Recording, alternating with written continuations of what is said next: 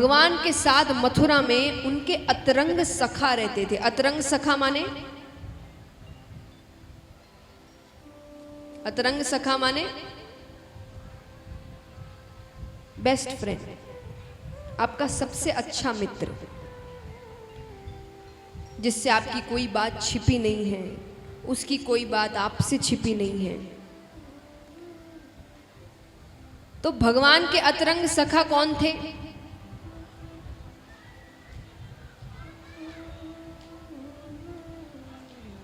अतरंग सखा, उनके best friend कौन थे बताइए? उद्धव। कौन थे? उद्धव। और वो बिल्कुल भगवान जैसे थे, भगवान जैसे दिखते थे, भगवान जैसे चलते थे, नाक नक्शा सब भगवान जैसा। ज्ञान में उन्होंने देवताओं के गुरु बृहस्पति जी से विद्या प्राप्त की थी, यानी अत्यंत ज्ञानी थे वो। बस एक चीज की कमी थी, उद्धव जी के लिए सबसे ऊपर ज्ञान था, ज्ञान से ऊपर और कुछ नहीं। लेकिन भगवान जानते थे ज्ञान से ऊपर भी कुछ है। क्या है? प्रेम। और उद्धव जी प्रेम को कुछ नहीं मानते थे, उनको ये सब चीजें सांसारिक लगती थी कि ये कोई काम की चीजें नहीं है। भगवान कहते थे निस्वार्थ प्रेम से ऊपर और कुछ नहीं है। अब यहां पर एक दिन भगवान राजकाज के कार्यों को खत्म करके अपने कमरे की खिड़की पर खड़े हैं। उनकी खिड़की काफी बड़ी थी, उनको उससे ठीक यमुना नदी का तट दिखता था। तो आज भगवान को ब्रज की बहुत याद आ रही है।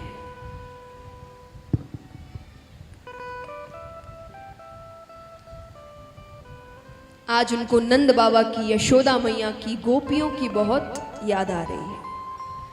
उन्हें लग रहा है मानो आज कोई दिख जाए, मुझे कोई तो दिख जाए। भगवान देख ही रहे थे कि सामने से कुछ ग्वाल बाल जा रहे थे, गैया चराकर घर लौट रहे थे। अब भगवान को आए तो काफी समय हो गया, कई नए ग्वाले आ गए हैं। तो भगवान देखते, भगवान कहते अरे ये तो वही समय है जिस वक्त मैं, श्री दामा, मुद मंगल, मधु मंगल, हम सब गैया चराकर घर लौटते थे। अरे ये निश्चय वही समय है। और यादों का ऐसा बहाव उठा कि भगवान एक बार के लिए भूल गए कि वो कहाँ है। और भगवान जोर जोर से चिल्लाने लगते, अरे श्रीदामा रुक। उनकी हिचकियां बंद गई है, उनकी आवाज बगल के कमरे तक सुनाई दे रही है रोने की।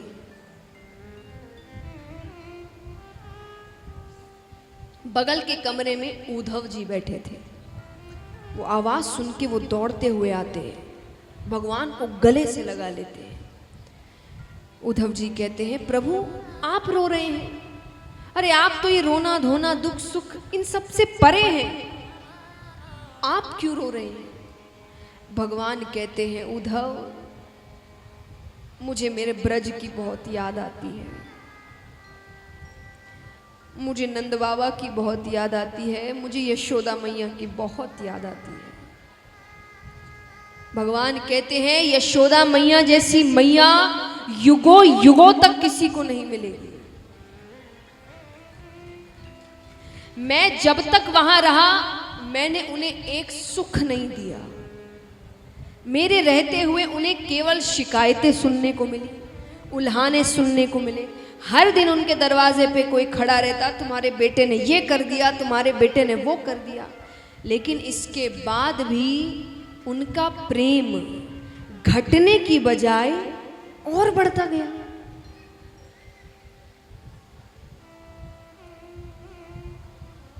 भगवान कहते हैं नंद बाबा जैसे बाबा युगों युगों तक किसी को नहीं मिलेंगे। तुम्हें पता है वो जानबूझ के अपनी जूतियां नहीं पहनते थे और दरवाजे के बाहर जाकर खड़े हो जाते थे, क्योंकि उनको पता था कि अब कृष्ण उनकी जूतियां सर पर लेकर आएगा और आकर कहेगा बाबा आपने जूतियां नहीं पहनी ना, जल्दी से पहन लो, मैया बरजेगी। और मैं अपने हाथों से अपने पिता को जूतियां पहनाता था। भगवान कहते हैं उद्धव मैं दावे के साथ कहता हूं जिस दिन से मैं मथुरा आया हूं ना, मेरे बाबा ने जूतियां नहीं पहनी होंगी।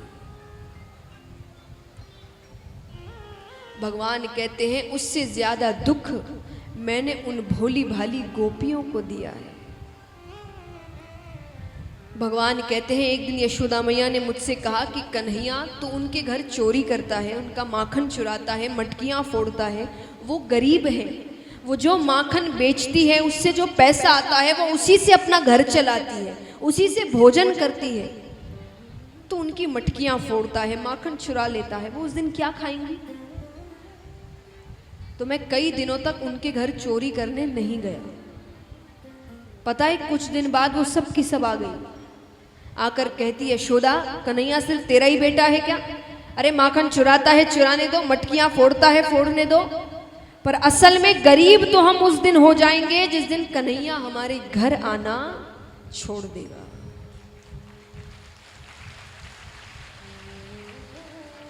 भोजन तो हम उस दिन नहीं करते जिस दिन ये चोरी करने नहीं आता।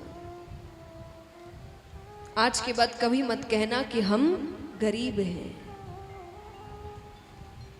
भगवान कहते हैं उससे भी ज्यादा दुख मैंने अपनी राधे को दिया है। भगवान ने जिससे सबसे ज्यादा प्रेम किया वही सबसे ज्यादा दुखी रही।